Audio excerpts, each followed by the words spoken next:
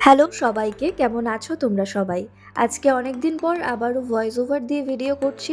তো এই শাড়িটার নতুন লুকটা আমি আগেই তোমাদের সাথে শেয়ার করে দিয়েছি।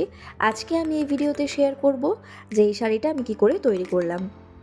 তো এই শাড়িটার উপর আমি আগে ফেব্রিক ওয়ার্ক করেছিলাম, বাট সেটা আমার পছন্দ হয়নি বলে আমি ইনকমপ্লিট রেখেছিলাম।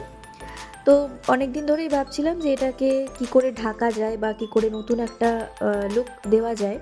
তো আমি সেই মতো মিশো থেকে এই কটন ব্লাউজ পিসটা আমি অর্ডার করেছিলাম।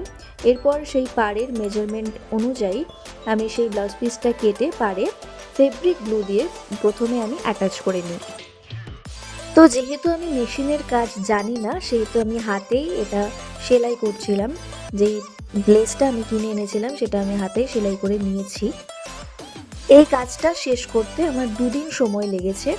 হ্যাঁ, মেশিনে কাজ করলে হয়তো তাড়াতাড়ি শেষ হয়ে যেত একদিনেই, কিন্তু এই কাজটা করতে আমি খুব এনজয় করেছি এই কাজটা করার সময়। এই শাড়িটা না অনেক দিন ধরেই আলমারিতে পড়েছিল। তো অনেক দিন ধরেই ভাবছিলাম যে এটাকে নিয়ে কিছু একটা করব। তো সময়ের অভাবে আর হয়ে উঠছিল না সেটা। তো ফাইনালি করলাম। তোমরা জানিও তো, এই শাড়িটাকে এখন দেখে কি বোঝা যাচ্ছে যে এর ওপর আমি আগে ফেব্রিক ওয়ার্ক করেছিলাম?